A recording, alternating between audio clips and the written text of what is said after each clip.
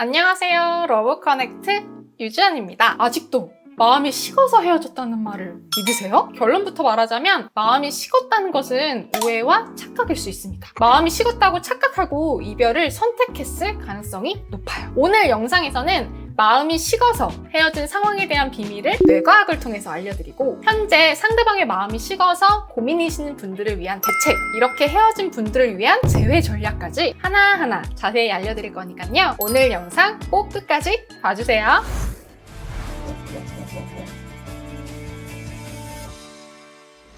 마음이 식어가는 과정. 심리학에 의하면 연애 초기의 뜨거운 열정은 상대방에 대한 기대에서 비롯된다고 해요. 하지만 시간이 지남에 따라 기대했던 모습과 실제 모습이 다르다는 것을 깨닫게 되죠. 연애 초기의 강한 도파민 분비는 사랑에 빠진 느낌을 주지만 시간이 지나면 도파민의 강도는 줄어들고 세로토닌, 옥시토신과 같은 안정감을 주는 호르몬이 주로 분비되죠. 이러한 호르몬 변화로 관계에서 느끼는 감정적 강도가 약해지면서 내 마음이 식었나? 라고 착각하게 되는 겁니다. 이 과정에서 상대방에 대한 애정과 쌓여가는 불만을 동시에 느끼며 갈등을 겪게 되죠. 이때 뇌는 서로 반대되는 두 가지 생각을 동시에 유지하기 어려워합니다. 그 결과 방어 기제가 나타나게 되죠. 여기서부터가 중요한데요. 사람은 본능적으로 부정적인 경험을 더 오래 기억하는 특징이 있어요. 좋은 감정보다 부정적인 감정, 불만을 더 크게 느낄 수 있습니다. 정리하자면 마음이 식었다는 감정은 진짜가 아니라 이러한 부정적 편향 때문에 생긴 뇌의 착각이라는 거죠. 축하드립니다. 그래서 이렇게 마음이 식어서 이별한 경우에는 관계를 새롭게 재구성하면 예전처럼 좋은 감정을 다시 살려낼 수 있습니다.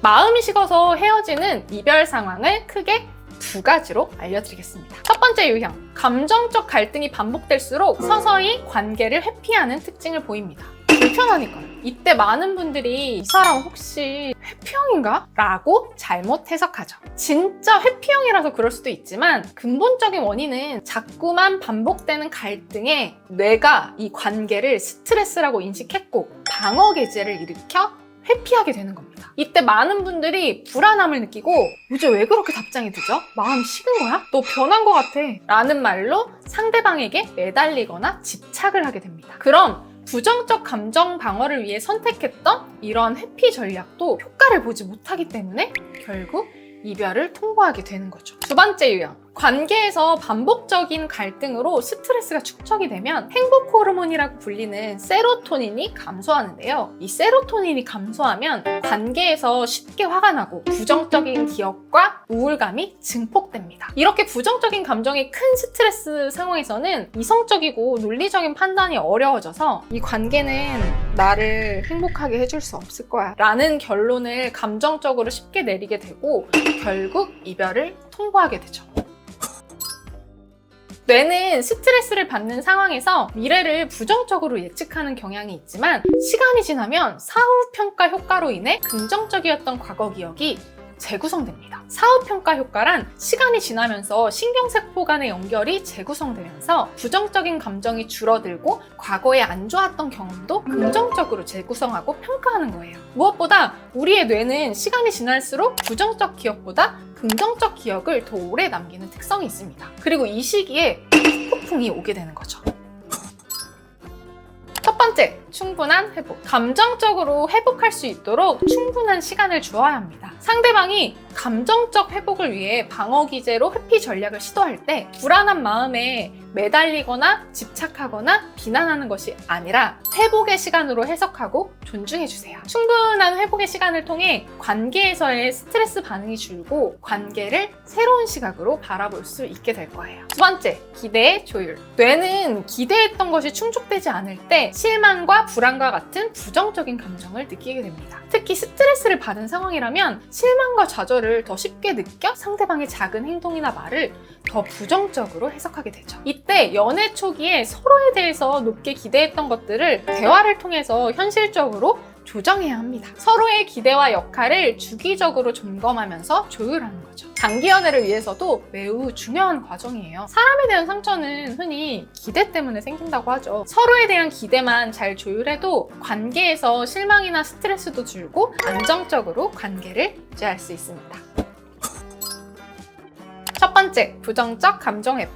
뇌는 스트레스를 받은 상황에서 부정적 감정을 더 크게 느끼기 때문에 감정적 피로나 스트레스에서 충분히 회복되는 것이 우선입니다. 많은 분들이 상대방이 떠날 것 같고 변했다는 불안감에 이 시기를 존중해주지 못해서 관계가 더 악화됩니다. 상대방이 자신만의 시간과 공간에서 스스로의 감정을 정리할 수 있도록 존중해준다면 대부분의 관계는 자연스럽게 회복이 돼요. 두 번째, 협상적 접근. 재회는 협상입니다. 상대방이 관계에서 부정적 감정을 느꼈던 부분을 알아주고 요구 조건을 먼저 들어줘야 합니다. 언제나 말했듯이 재회를 바라는 여러분은 아쉬운 입장이에요. 나의 부정적 감정을 잠깐 접어둬야 합니다. 예를 들어, 너가 지금 필요로 하는 시간이 나한테도 필요한 것 같아. 서로와 우리 관계에 도움이 되는 시간을 갖자 라는 말로 헤어지더라도 상대방의 요구와 선택을 흔쾌히 존중해주는 태도를 보이면 상대방이 이 관계에서 방어적이고 부정적인 감정을 덜 느끼게 됩니다. 그리고 이렇게 말하는 거예요. 나도 너처럼 우리의 관계가 소중해. 너가 원하는 방식으로 우리가 어떻게 더 나은 관계를 만들어 나갈지 한번 생각해보고 싶어 라고 상대방에 대한 신뢰를 표현하면서 관계 회복에 대한 열린 가능성을 전달하는 거죠.